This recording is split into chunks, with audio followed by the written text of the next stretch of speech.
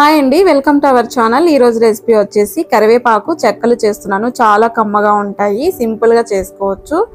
First అయితే ఇలా ఒక బౌల్ తీసుకొని ఇందులో 1/2 kg కంటే ఎక్కువగానే బియ్యం పిండి తీసుకుంటున్నానండి. ఈ బియ్యం పిండి వచ్చేసి రేషన్ బియ్యం పిండి అన్నమాట. రేషన్ బియ్యాన్ని డైరెక్ట్ గా మరపట్టించుకున్న పిండి అండి. తర్వాత ఒక మిక్సర్ జార్ తీసుకొని అందులో మన స్పైసెస్ కి తగ్గట్లుగా పచ్చిమిర్చి వేస్తున్నాను. అలాగే 2 టేబుల్ స్పూన్ వరకు జీలకర్ర వేస్తున్నాను. అలాగే 1 కప్పు ఇలా పచ్చి కరివేపాకు వేస్తే టేస్ట్ చాలా బాగుంటుందండి.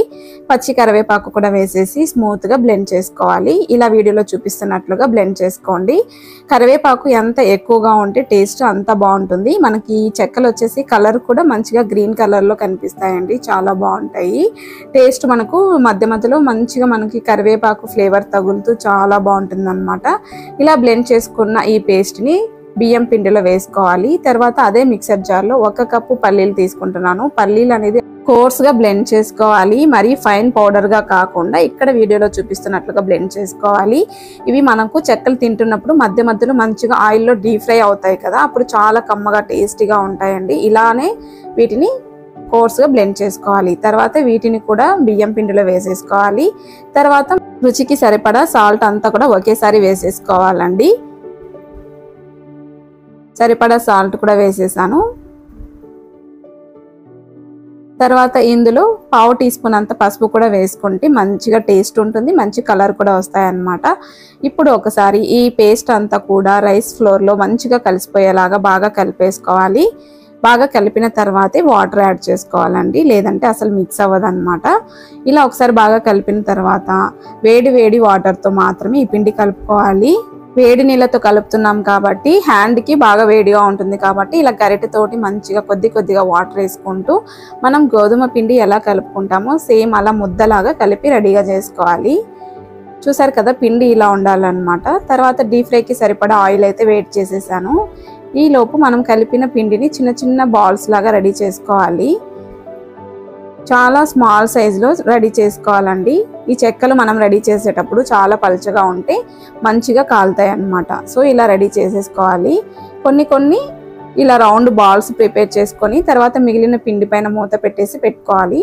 తర్వాత ఇలా రోటీ మేకర్ తీసుకొని ఇలా కవర్ మీద ఆయిల్ అప్లై చేసేసి ఒక బాల్ అలా పెట్టేసి తర్వాత ఇలా ప్రెస్ చేసేసుకుంటే చెక్క రెడీ అయిపోతుంది అన్నమాట.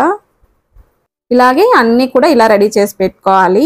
ఇలా కవర్ అప్లై చేయడం వల్ల మనం రిమూవ్ చేసుకోవడానికి చాలా ఈజీగా ఉంటుంది. చూస్తున్నారు కదా, కవర్ నుంచి ఎంత ఈజీగా తీయగలుగుతున్నామో ఇలా వచ్చేస్తాయి అన్నమాట. మనం రెడీ చేసుకోవడానికి చాలా ఈజీ ప్రాసెస్. కవర్ అయితే తప్పకుండా వేసి దాని మీద కొంచెం ఆయిల్ అప్లై చేయండి. ఇప్పుడైతే మంచిగా ఆయిల్ వేడైపోయింది.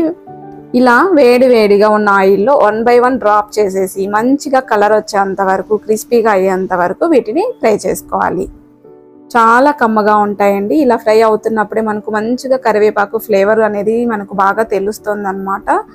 చాలా బాగుంటాయి. మనకు ఈ పల్లీలు కూడా మంచిగా డీప్ ఫ్రైలో బాగా వేగుతాయి కాబట్టి మనకు తింటున్నప్పుడు మంచిగా క్రిస్పీగా క్రంచీగా చాలా బాగుంటాయి. సేమ్ ప్రాసెస్లో మిగిలిన పిండి అంతా కూడా 1 by 1 ఇలాగే అన్నీ కూడా కాల్ చేసుకుంటే మంచిగా చాలా టేస్టీగా క్రిస్పీగా క్రంచీగా ఉండే చెక్కలు రెడీ అయిపోయాయి అన్నమాట. చాలా బాగుంటాయండి, సింపుల్గా చేసుకోవచ్చు. పిల్లలు హాఫ్ డే నుంచి ఇంట్లోనే ఉంటారు కదండి, పిల్లలకు తినడానికి మంచిగా ఒక హెల్దీ స్నాక్ ఇంట్లోనే ఇలా రెడీ చేసి పెట్టుకుంటే హ్యాపీగా వాళ్ళు ఆకలి వేసినప్పుడల్లా తింటూ ఉంటారనమాట. మిగిలిన పిండి కూడా ఇలాగే 1 by 1 చెక్కలన్నీ వేసేసానండి.